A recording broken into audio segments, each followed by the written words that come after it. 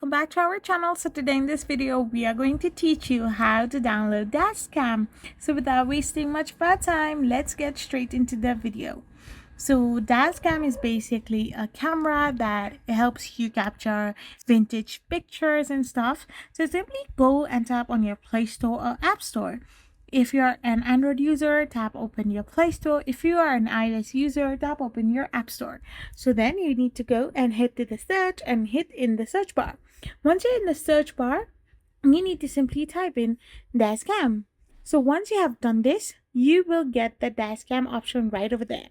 So this is the official Dashcam. So now you need to simply hit on the install button, and once you have tap on install, it will now start to get downloaded in your device.